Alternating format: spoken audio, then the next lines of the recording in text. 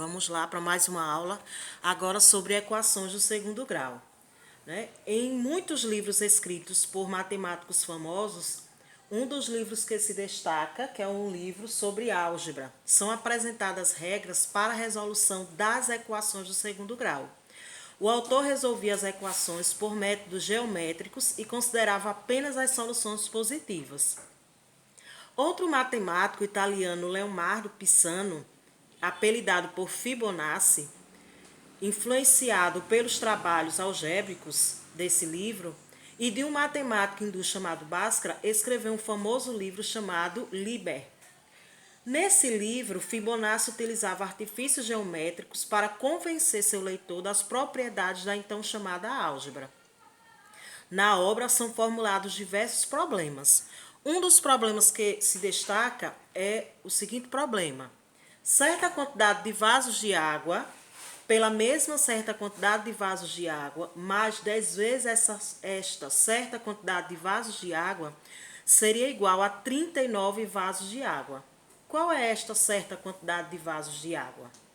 Então, esse é um problema que se destaca nesse livro. E nós podemos resolver esse problema através de uma equação do segundo grau. Onde nós podemos utilizar as equações do segundo grau?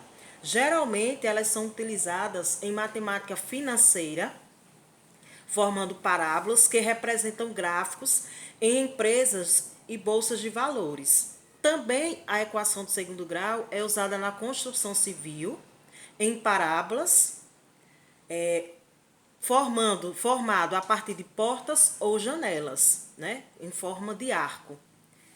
Também a equação do segundo grau é utilizada em satélites e até mesmo para calcular a trajetória de uma bola no chute a gol, quando esta forma uma curva, a parábola.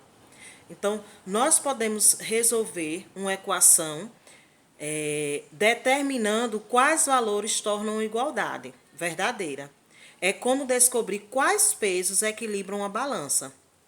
Existem muitos problemas que podem ser resolvidos através de uma equação do segundo grau, com uma ou mais variáveis. Esse tipo de equação pode ser resolvido de diferentes maneiras. Veremos aqui, agora nós vamos ver como é dada essa equação do segundo grau. A equação do segundo grau, ela é dada a partir de ax ao quadrado mais bx mais c igual a 0. Então, tá aqui, ó, um exemplo que eu coloquei, certo? Essa forma aqui em que vem representada uma equação do segundo grau.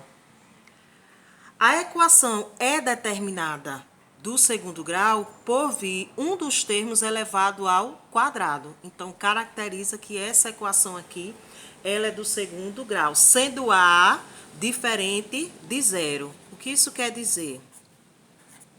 Que esse termo aqui jamais pode ser zero, pode ser qualquer número inteiro, menos o zero. Porque senão vai eliminar o x ao quadrado e aí não vai mais ser uma equação do segundo grau. Então, ela vem nesse formato aqui, certo? Com um dos termos elevado ao quadrado, outro apenas com x acompanhando, e esse c aqui que é chamado de termo independente, Por que nós chamamos aqui de A, B e C? Essas letrinhas A, B e C, elas são o que nós chamamos de coeficientes. São os números que vêm ao lado dessas letras e que também vem independente a ela. Aí eu coloquei agora na forma, com números, essa equação aqui do segundo grau. Essa forma aqui é a forma como ela se apresenta, na forma de letras, e aqui vem realmente um exemplo da equação do segundo grau. Então, ela vem aqui 6x ao quadrado mais 2x mais 8 igual a 0. Que nós sabemos que uma equação ela é um equilíbrio, possui essa igualdade aqui. Então, esses números aqui, ó, eles são chamados de coeficientes, ou seja, são os números, que vem acompanhando. Um x ao quadrado, o outro x, e esse daqui que não tem letra nós chamamos de termo independente. Então, quais seriam os coeficientes dessa equação aqui? Seria 6 que é o A. O B é o coeficiente que acompanha o x, então o B seria o 2. E o termo independente, que é o C, seria o 8. Então, nós temos aqui, né, os coeficientes dessa equação do segundo grau.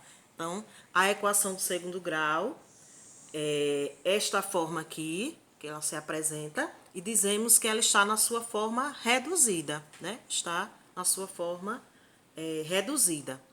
Veremos também que podem vir equações incompletas, faltando um dos termos, e também nós vamos ver como resolver essas equações do segundo grau.